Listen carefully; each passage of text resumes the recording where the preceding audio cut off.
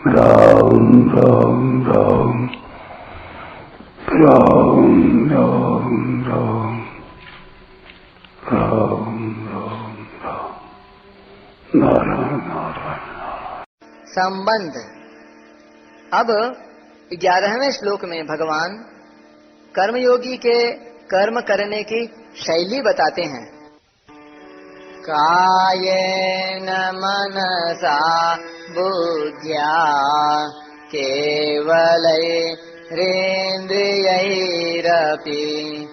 योगिनः कर्म कुर्वन्ति सांगां त्यक्त्वात्मशुद्धये।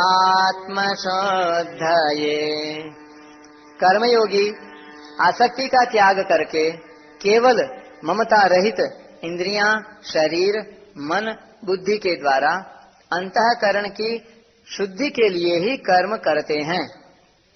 व्याख्या। योगिनः, यहाँ योगिनः पद कर्मयोगी के लिए आया है।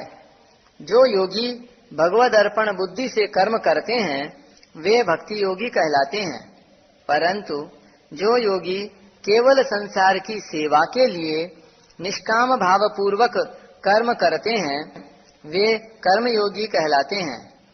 कर्मयोगी अपने कहलाने वाले शरीर, इंद्रियां, मन आदि से कर्म करते हुए भी उन्हें अपना नहीं मानता, प्रत्युत संसार का ही मानता है। कारण कि शरीर आदि की संसार के साथ एकता है। कायेन मनसा बुद्ध्या केवलैरेन्द्रियैरपि, जिनको साधारण मनुष्य अपनी मानते हैं वे शरीर, इंद्रियां, मन, बुद्धि वास्तव में किसी भी दृष्टि से अपनी नहीं है, प्रत्युत अपने को मिली हुई हैं और बिछुड़ने वाली हैं। इनको अपनी मानना सर्वथा भूल है। इन सब की संसार के साथ स्वतः सिद्ध एकता है। विचार पूर्वक देखा जाए तो शरीर आदि पदार्थ किसी भी दृष्टि से अपने नहीं हैं। मालिक की दृष्टि से देखें तो ये भगवान के हैं, कारण की दृष्टि से देखें तो ये प्रकृति के हैं, और कार्य की दृष्टि से देखें तो ये संसार से अभिन्न है। इस प्रकार किसी भी दृष्टि से इनको अपना मानना, इनमें ममता रखना भूल है। ममता को सर्वथा मिटाने के लिए ही यहाँ केवलैहि पद प्रयुक्त हुआ है। यहाँ केवलैहि पद बहुवचन होने से इंद्रियों का ही विशेषण है, परंतु इंद्रियों से ही ममता हटाने के लिए कहा जाए, शरीर मन बुद्धि से नहीं, ऐसा संभव नहीं है। शरीर आदि का संबंध समष्टि संसार के साथ है। व्यष्टि कभी समष्टि से अलग नहीं हो सकती, इसलिए व्यष्टि शरीर आदि से संबंध जोड़ने पर समष्टि संसार से स्वतः संबंध जुड़ जाता है। जैसे लड़की से विवाह होने पर अर्थात संबंध जुड़ने पर सास, ससुर आदि ससुराल के सभी संबंधियों से अपने आप संबंध जुड़ जाता है, ऐसे ही संसार की किसी भी वस्तु शरीर आदि से संबंध जुड़ने पर अर्थात उसे अपनी मानने पर पूरे संसार से अपने आप संबंध जुड़ जाता है।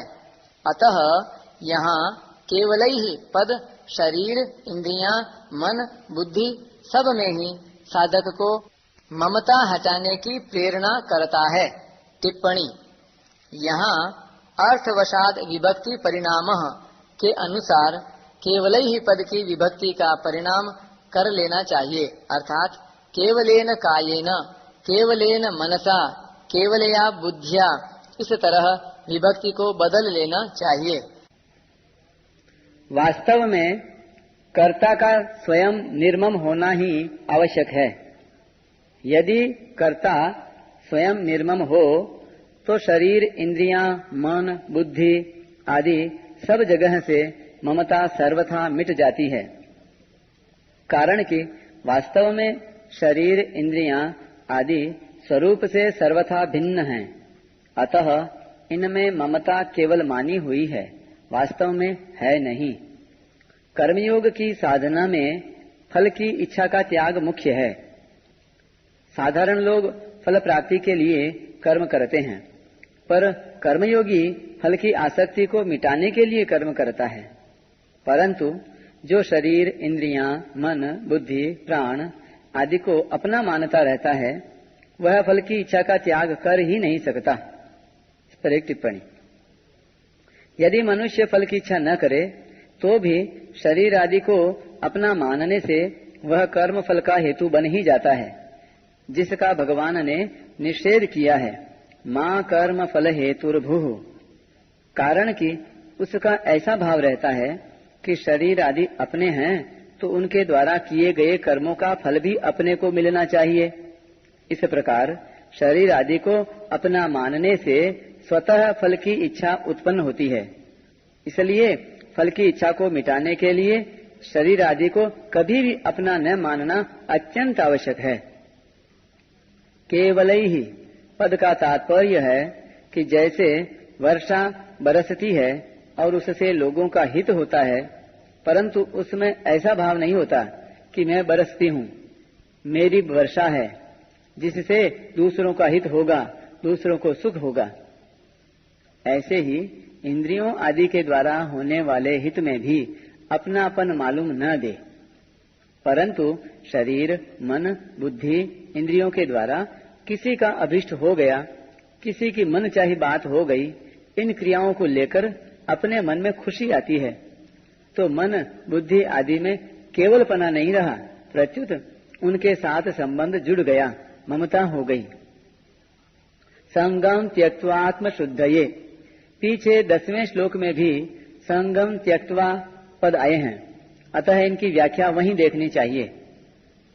साधारणतः मल, विक्षेप और आवरण दोष के दूर होने को अंतःकरण की शुद्धि माना जाता है, परंतु वास्तव में अंतःकरण की शुद्धि है शरीर, इंद्रियां, मन, बुद्धि से ममता का सर्वथा मिट जाना। शरीर आदि कभी नहीं कहते कि हम तुम्हारे हैं और तुम हमारे हो, हम ही उनको अपना मान लेते हैं। उनको अपना मानना ही अशुद्धि है, ममता मल जरी जाई। अतः शरीर आदि के प्रति अहंता, ममता पूर्वक माने गए संबंध का सर्वथा अभाव ही आत्मशुद्धि है।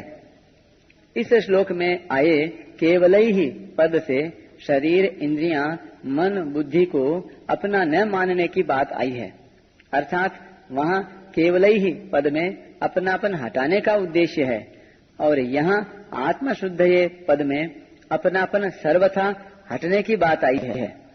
तात्पर्य यह है कि अंतःकरण की शुद्धि के लिए अपनापन सर्वथा हटाने के उद्देश्य से शरीर, इंद्रियां, मन, बुद्धि को अपना न मानने पर भी इनमें सूक्ष्म अपनापन रह जाता है।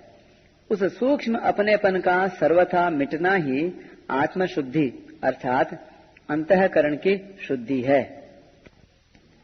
अहंता में भी ममता रहती है।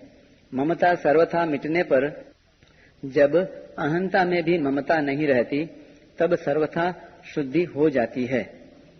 कर्म कुर्वन्ति, शरीर, इंद्रियां, मन, बुद्धि में जो सूक्ष्म अपनापन रह जाता है, उसे सर्वथा दूर करने के लिए कर्मयोगी कर्म करते हैं। जब तक मनुष्य कर्म करते हुए अपने लिए किसी प्रकार का सुख चाहता है, अर्थात किसी फल की इच्छा रखता है और शरीर, इंद्रियां, मन आदि कर्म सामग्री को अपनी मानता है, तब तक वह कर्म बंधन से मुक्त नहीं हो सकता।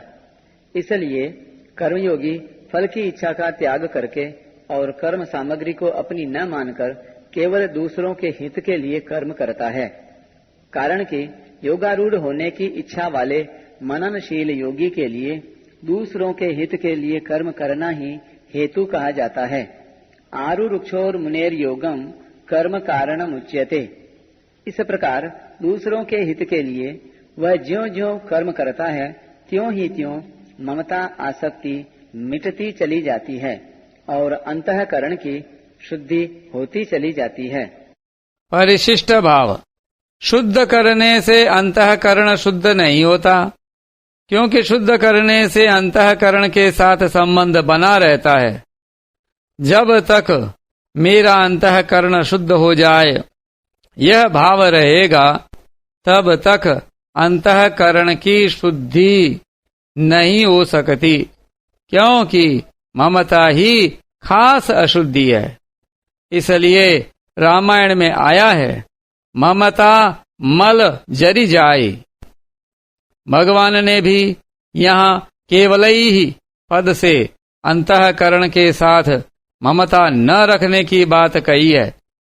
शरीर, इंद्रियां, मन और बुद्धि में ममता का सर्वथा अभाव हो जाना ही अंतःकरण की शुद्धि है।